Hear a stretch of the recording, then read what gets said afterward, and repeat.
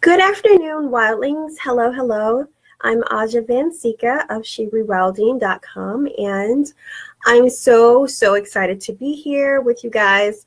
I'm so sorry about the lighting here today. I'm actually not sitting at my desk. I'm actually sitting on my bed because I've got all kinds of stuff all around me that I'm diving into, and really trying to just kind of relax and go within. And this is the way that I like to calm myself and pull myself into the space that I need to be in when I'm feeling kind of like that. Like I'm feeling like I'm all over the place. So I've got my tea with me. I've got my favorite books.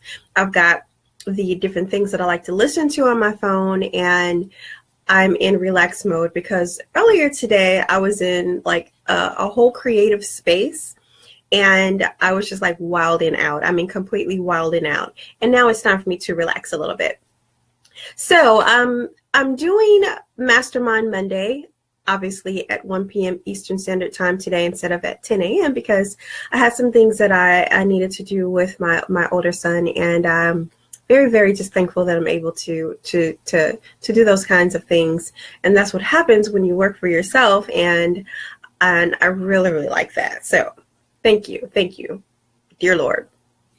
Okay, so today I'm going to do the Q&A session. Instead of me talking about a particular topic like I've been doing for the past Mastermind Mondays, today is going to be a Q&A session. So if any of you all here live or on the replay have any questions, then you can go ahead and pop them into the comment section, and of course I will answer them. But I do have, where's my stuff? Here it is. I do have some questions that have been sent in, and if you feel more comfortable doing it that way, sending in your questions or your comments or whatever have you, then please feel free to go ahead and do it that way. You don't have to be on this particular mastermind call or live, I should say. You don't have to be in this particular session in order to get your question answered. If you send it in to me through email or private message, I will answer them. So a couple of times a month, I'm trying to do the Mastermind Monday this way, really just switching it up because I want it to be a little bit more encompassing of what would go on at a mastermind where we can all kind of throw in our opinions and our experiences and help each other out. And it just kind of happened to be in this kind of a forum type of space. So I don't know if I'm going to be doing things differently next month, but for this month, this is the way Mastermind Monday has kind of gone, where I've actually spoken on a particular topic, and hopefully you guys have gotten a lot out of it. And I really want it to be more indicative, like I said, of Q&A sessions or a hot seat session or whatever it is that you guys are needing in order to help you go to the next level in your life or your business. So, all right, let me clean my glasses first because this is ridiculous. I can't see anything. All right, is that better? Yes, I can see everything. Okay. All right, so I first want to tell you that that if you're not familiar with me at all, then I want to let you know that I facilitate sister circle style masterminds and workshops, and I facilitate them so that they will help you to ignite or spark a fire of remembrance in yourself, leading to your wild clarity, your soul-driven goals, and your unshakable confidence. For me, this is my gift. This is the way that I do things, and it's allowed me to become extremely clear on my path by doing things in the way that I kind of facilitate them through. So hopefully it is something that will help you. And if it doesn't hit you in your heart, or if it's some things you want to push to the side, then I completely understand that as well. Everything is not for everyone. The things that I share is my experience only. It's the way that I do things, and it's what has helped me. Okay. So I wanted to get that out of the way and say that first of all. So let's go ahead and hop into the first question. So this question is, if I can read my own handwriting here. I do this all the time. I write all the questions down and stuff, and then I can't read my own handwriting because I'm writing so fast. or at least that's the excuse that I give myself, that I'm writing really fast, so therefore I can't understand my handwriting. Okay, so the first question is, why do I conduct my programs in circle? So the reason why I conduct my programs and just about everything that I do in circle, as they say, sister circle style is what I like to say, because a lot of people don't really just understand the term circle. Apparently this person does, and that's why they're asking it in that way. It's because they do understand the word circle. So let me explain what a circle is, and then I'll answer that question. So for me, what a circle is that when a group of women get together, as in a gathering, and not necessarily are we sitting exactly in a circle all the time, because what mine are virtual. So there's not actually a circle in the virtual space, but in our hearts and our minds, we are sitting in circle, and we can imagine that we are sitting in circle next to each other. The reason why is because there is no leader in a circle. There's no head of the table at a circle, okay? We're all equal. We are all there to be heard. We're all there to be witnessed and to have our voices heard and our needs met and to be supported. So that's the main reason why I like to hold my programs in circle, in a sister circle style circle, because it allows us to kind of release the need to be codependent on each other and to actually go deeper in our own selves and internalize what it is that's going on for us. It allows us to be able to speak openly about what's going on with ourselves, and sometimes it's really very you don't even know. It's a surprise to you as to what comes up when you're sitting in circle and everyone's just holding space for you to recognize you, yourself, and who you are. So that's why I hold my programs in sister circle style, because it allows you to connect more with who you are, connect with source or the higher power of your understanding, whatever it is, or whoever it is, whatever entity that is that you like to call it. It just allows you to have that connection and allow that that connection, that rope, to kind of work through you.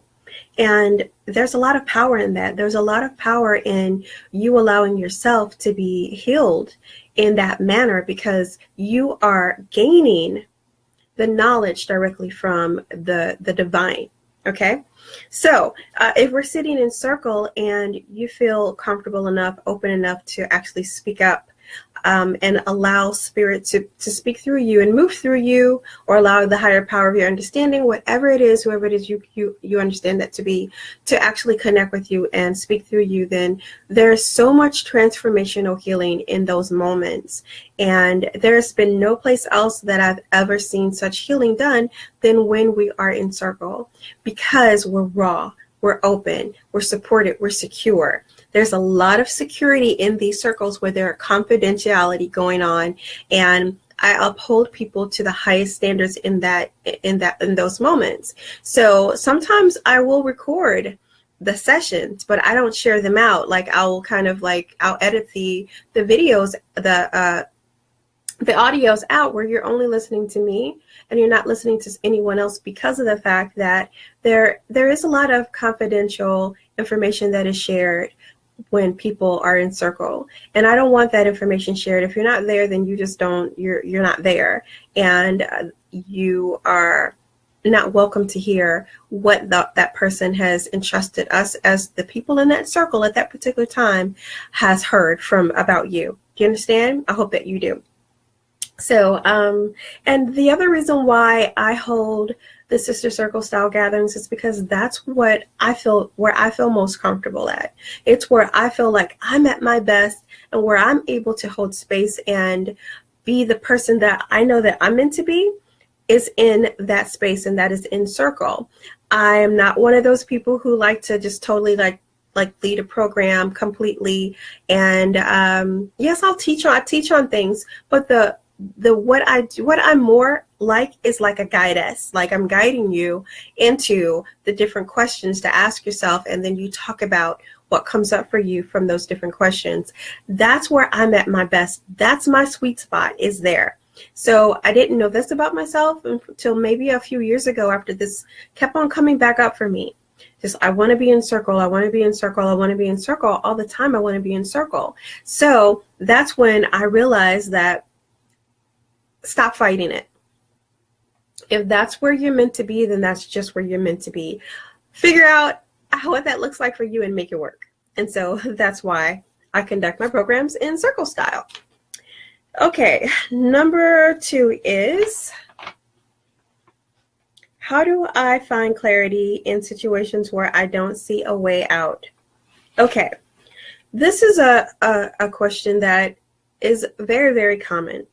And so for the person and for anyone else who's listening, I want you to first know that you're never alone in just about anything. Someone else is having the same problem or situation or wanting to know the same answer. And this one is so very, very common. How do I find clarity in situations where I don't see a way out? Okay, here's the problem. The problem is, if you're in a situation where you're not seeing a way out, it's because you haven't taken the time to go back and find out who you are as a person. So the situation may not have a way out because you're not being true to who you really are. And that's why you're not able to see the pathway or the door that will allow you to get out of that situation. So one of the best ways for you to actually see your options, your choices, your opportunities is for you to go back and ask the dumbing down questions. I like to call it the dumbing down questions because they do seem very dumb when you're listening to them. The whys, the whats, the hows. How do I get here? What happened? Why? Just what do I want? Those kinds of questions, they lead to the whole self-discussion and discovery process. That's pretty much what the self-discussion and discovery process is all about. It's about you asking the questions, that one little piece of hair, right? It's about you asking the questions that will allow you to gain the answers that you need to move forward. And you don't normally get the answers to those questions until after you've gone back to figure out what has happened in the beginning. And for us women, because that's who I work with, is women. For us women, it usually stems from our voices not being heard, our power being taken away. And if you don't understand where that has come from, then you have to go back there first and work your way back up to where you are today in the situation where you don't see your way out. Once you go back and you start looking at what has happened, what happened with our power, what happened with your ability to be who you actually were meant to be, and how it has been taken away from you, and how you've been unlearned how to use your power, and how you've been taught that who you are naturally as a being that the divine has created is not right now who you were created to be. You've been unlearned about that. You've been retaught a totally different mythology as to how you're supposed to be as a woman. And I know that this is getting into a lot of conversations that people don't actually want to dive into, but you have to start there. You have to start with who you were before someone else told you who you were supposed to be. Does it take a lot of work? It does. It takes a lot of work. I will never tell you that it does not. It is not easy, but it's also not impossible. That's something that I like to say all the time, because the truth is that it's just the truth. It's not easy, but it's not impossible either for you to actually find your way as to who it is that you were before you were told what you're supposed to want, how to get what you want, what success looks like, how to go about getting that success. What does happiness look like? Well, how are you supposed to speak? How are you supposed to act? What kind of character you're supposed to have? All of these different things that have been pushed on us as women, and most of it, and I would say 99% of it, isn't even remotely who we are inside as it refers to our innate knowing of who we are. Okay, so if you are not seeing, if you don't have clarity about a situation, and you're not able to see your way out, it's probably because you're not being honest with yourself. And that's just the God's honest truth. You probably are not being honest with who you are and who you're actually wanting to be.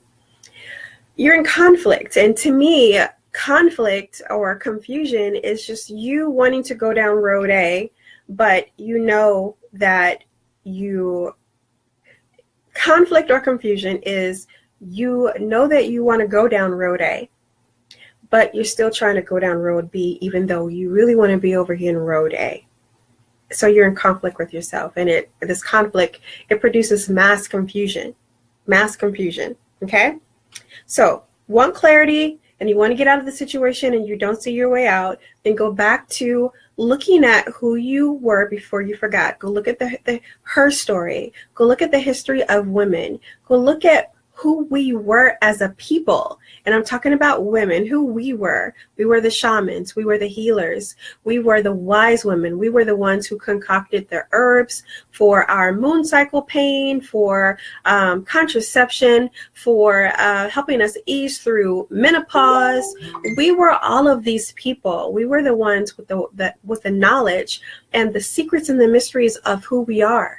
As a women, our power, our intuition, our gut, our knowledge. So that would be my answer. And my suggestion is for you to go back and you to actually start looking at who you were before you were told who you were supposed to be, and actually start seeing the parallels between how you're feeling now and the direct correlation between who those people were before they had to be a specific type of person. Okay? All right. Hope that makes sense. If it doesn't, then please, by all means, let me know. Okay. Okay, so this third one is, do you teach witchcraft or goddess worship? I don't believe in those. I don't believe in those things. Okay, so I really don't see a question here. So I think the question is probably, do I teach those things? And if I do teach those things, then how can someone who doesn't believe in those things work with me or listen to the things that I'm saying or apply what I'm saying to their own lives? Okay, so I do not teach witchcraft or goddess worship. What I teach is I'm not going to call it a technique. It's what I teach is a method for you to understand who you are. And it does include a lot of natural elements. Witchcraft, if you understand what witchcraft really, really is, then you probably would actually want me to teach it. And because what witchcraft is really all about is about working with nature. It's about working with the natural elements. And so if that word scares you, then I suggest that you go back and you look at what the meaning really, really is. So while I don't teach spells and things like that as to what people would actually associate witchcraft with, I teach things that are on the natural aspect of who you are as a woman and how you can connect to that through the different elements, through the different natural aspects of the world, and allow yourself to live a more community associated life for the betterment of yourself and the world and the community. So that's what I teach is a more individualistic approach to how you live your everyday life. So what it is that I actually teach is I help you to find your soul-driven goals and develop a decision-making process that is based off of those soul-driven goals. Okay, so that's actually what I teach you is that.